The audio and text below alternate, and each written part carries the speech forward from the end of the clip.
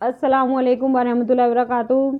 तो आप सब कैसे, उम्मीद करते हैं आप सब खैरियत से होंगे। तो अल्हम्दुलिल्लाह हम भी खैरियत से हैं। आप सभी जितनी मोहम्मदी उम्मतियाँ, आप सभी को प्यार भरा बहुत बहुत बहुत सलाम। जो आप मेरी वीडियो से जुड़ रहे हो, जो पहली बार है, वो सब्सक्राइब करें, लाइक करें, ज़्यादा शेयर करें। क्योंकि अगर आप किसी के लिए कुछ भी भला कर सकते हो तो दीन की बात फैलाकर ही भला कर सकते हो।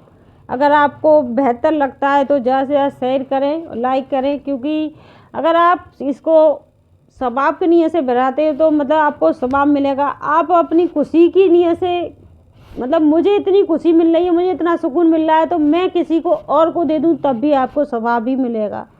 आप जिस भी वजह से इसको आगे बढ़ाओगे, किसी का भला होगा तो आपको सवाब ही मिलेगा। तो चलिए चलते हैं, जान लेते हैं ऐसे लोगों का क्या होना है जो दुनिया से मोहब्बत करती हैं और दुनिया में इतना कुछ फैलाए रखे हैं। तो चलिए चलते हैं, क्योंकि दुनिया से बहुत कुछ कर गुजरना है इंसान को। क्योंकि अल्लाह ताला ने सिर्फ हमें किस लिए भेजा है दुनिया में, सिर्फ इल्म पाने के लिए, इल्म फैलाने के लिए, और अब अल्लाह ने अपनी इबादत करने के लिए। क्योंकि नेक काम करोगे तभी आप नेकी को फैला पाओगे। जब आप खुद नेक काम नहीं करते तो नेकी कहाँ से फैला पाओगे। तो चलिए चलते, ऐसे लोगों से बिल्कुल किनारा किस कर लीजिए। ऐसे लोगों से बिल्कुल किनारा कस यानी अलग हो जाइए। क्यों मतलब कौन से लोगों से होना है, यस्वा अलहदा हो जाएं, जिन्होंने अपने दीन को लहू लुभाव बना दिया है, जिन्होंने अपने दीन को लहू लुभाव बना दिया है। ऐसे लोगों से बिल्कुल अपना किनारा अलग कर लें और दुनियावी जिंदगी जंग जितनी पर काफिरों से मिला हुआ है, यानी ऐसे लोग हैं जो अपने मतलब के लिए इस्लाम, मुसलमान, हिंदू, ये सब जो रंगे पहन रहे हैं, ये सब अपने मतलब के लिए हैं। क्योंकि ये अपना मतलब देख रहे हैं। इससे ना ही तो हिंदू को, ना ही किसी मुसलमान को, किसी को कोई फ़ायदा नहीं पहुंचने वाला। जिनको फ़ायदा पहुंचेगा वो ये पहुंचा रहे हैं, उनसे अपने आप को अलग कर लेना चाहिए। क्योंकि किसी का फ़ायदा नहीं होने वाला, ना ही मुसलमान का, ना ही हिंदू का। क्योंकि दुख उसी को मिलेगा जो इन लफड़ों में फंसेगा। क्योंकि हम सब भाई भाई हैं, तो हमें प्यार से मिलजुल कर रहना चाहिए। उनको धोखे में ना डाल रखा है, यानी धोखे में डाल रखा है कि ये मुसलमान, ये हिंदू, ये वो बेफालतू के लफड़े फैला रखे हैं। इससे किसी का कुछ भला नहीं होना है। तर्जुमा, और तुम हमारे पास मरने के बाद तन्हा होकर आगे आगे आओगे। यानी जिसको भी मौत आएगी ना तो अकेला जाएगा। क्योंकि आज जो दुनिया में कर रहा है, दो दंगे फसाद जो फैला रखे हैं दुनिया में, जो कर रहा है, उसका फ़ायदा किसी को नहीं मिलने वाला है। क्योंकि उसको ही अजाब मिलेगा जो फैला रहा है। क्योंकि अकेला तन्हा जाना है उसे अल्लाह के पास।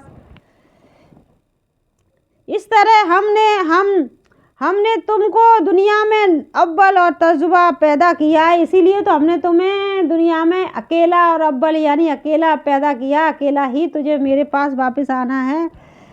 तो कि हर शख्स अलग अलग पैदा होता है, और जो कुछ हमने तुमको दुनिया में माल व मता, साज व सामान अता किया था, उसको वही छोड़कर आना है। दुनिया में जिसके लिए भी तुमने ये बुरे काम किए थे, माल, सजावट, जिस श्रृंगार के लिए, उसे तुम्हें छोड़ कर ही आना है। दुनिया से जब भी जाओगे अकेले ही जाओगे। इसीलिए अल्लाह ताला कह रहे हैं कि मैंने इसीलिए तुझे अव्वल यानी अकेला पैदा किया था, अकेला ही तुझे दुनिया से बुलाऊंगा। जो जिस चीज़ के लिए तूने दुनिया को, आखिरत को खराब किया, दुनिया को खराब किया, अब तुझे पता चलेगा तूने अपनी ज़िंदगी को किस चीज़ में ख़त्म किया था। तो बात जिस तरह आदमी माल के पीठ से बगैर माल व दमान, यानी जिस तरह आदमी माँ के पेट से माल फाल कुछ भी नहीं लेके आता है ना, होता है, इसी तरह कब्र की गोद में तन्हा जाता है। जिस तरह माँ के पेट में होता है ना, ऐसे ही कब्र के पेट में यानी कब्र में भी वो इसी तरह तन्हा जाता है।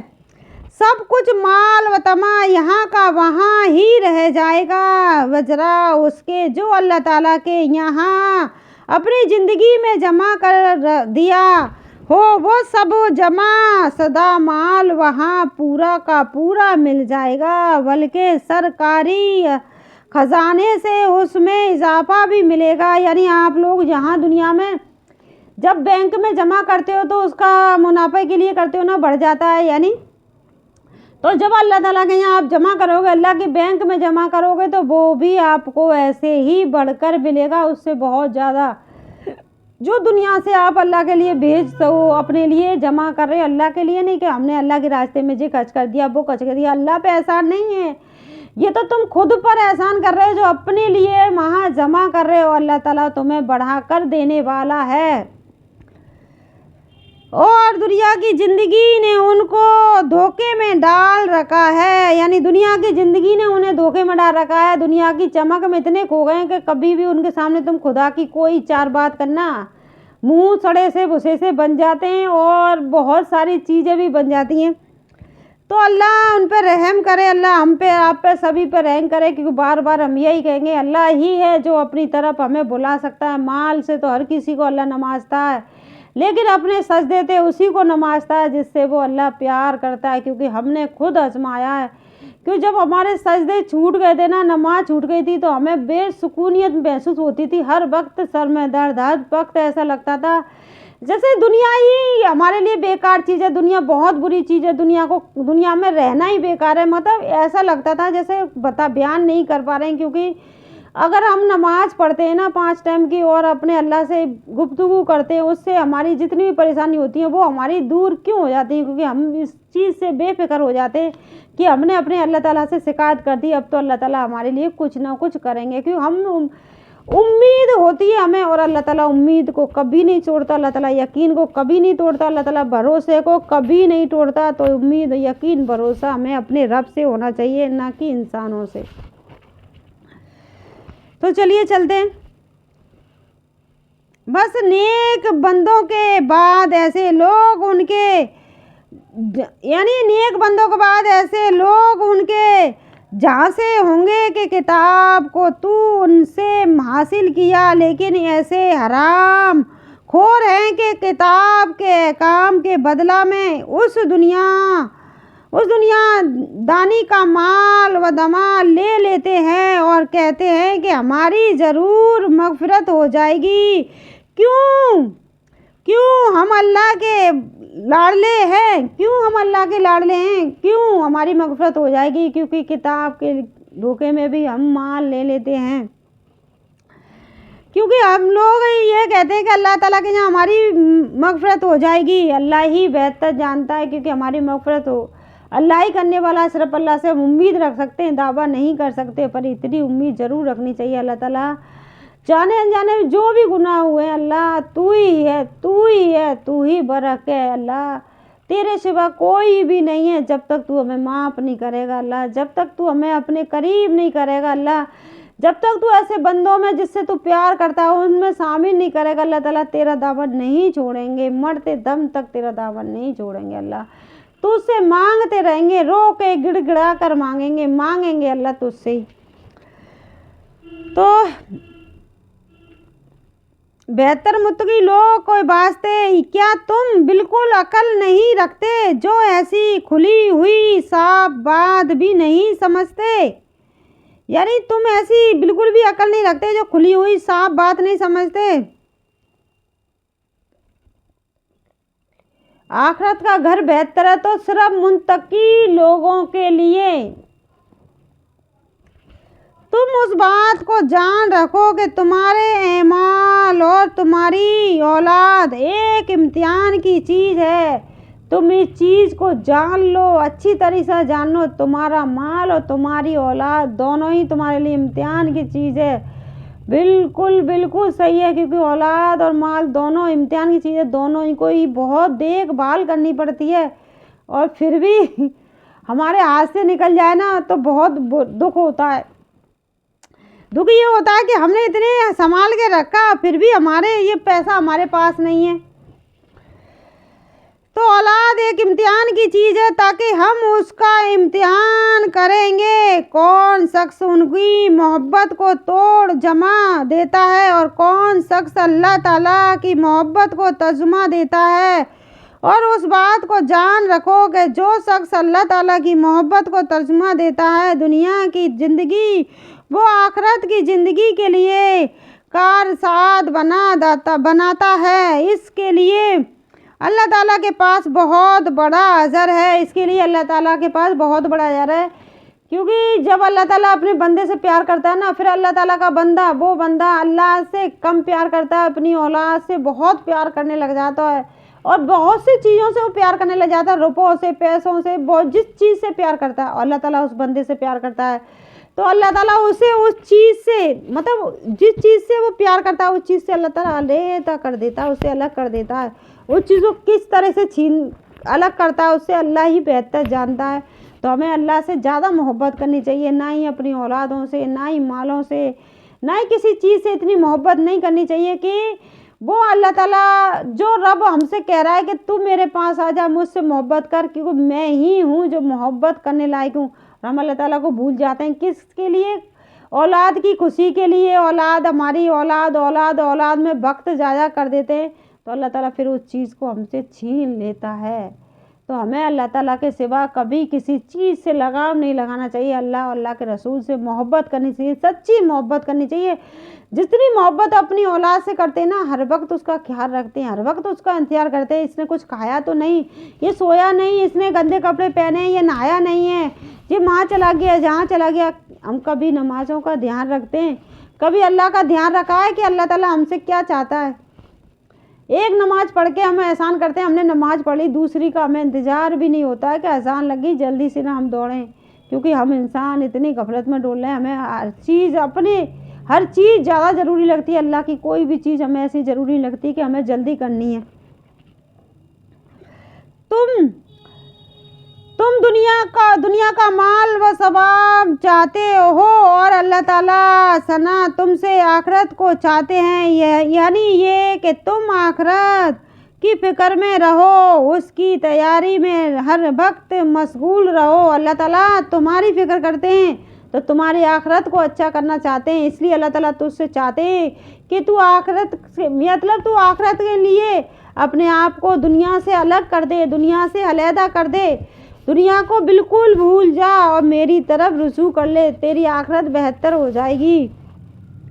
दुनिया को भूलने का मतलब ये नहीं है कि तुम दुनिया में बिल्कुल भी अपने आप को ना शुमार करो। दुनिया में जितनी तुम्हारी ज़रूरत है, जितनी तुम्हारे बेटे को, बेटी को, तुम्हारे खामिंद को, तुम्हारी माँ को, या तुम मर्द है तो इसकी बीवी को, अपने परिवार को समय दो, उतना ही दो जितनी उनको ज़रूरत है। इतना मत दो कि उन्हें ज़रूरत नहीं है, ज़्यादा दे रहे हो, क्योंकि ज़रूरत तुम्हारे खुदा को ज़्यादा है तुम्हारी।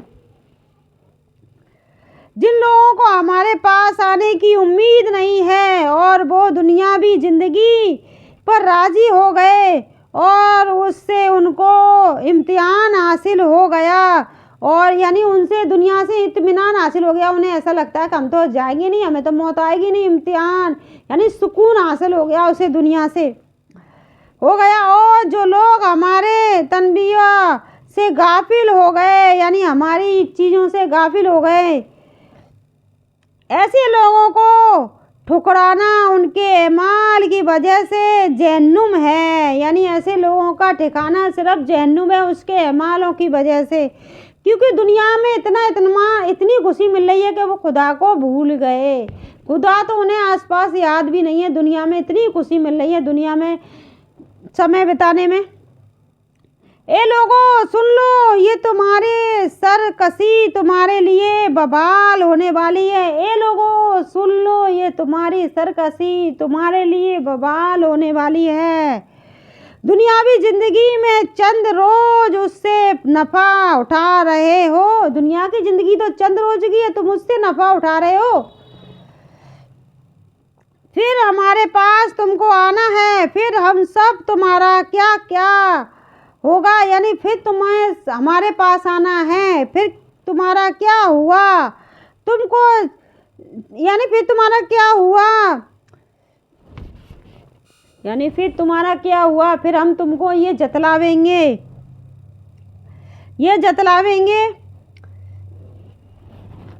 तो हम तुमको ये जतलावेंगे कि दुनिया की ज़िंदगी की हालत तो ऐसी है जैसे हमने आसमान से पानी बरसाया, फिर उस पानी से ज़मीन यानी ज़मीन ताज़ा हो गई।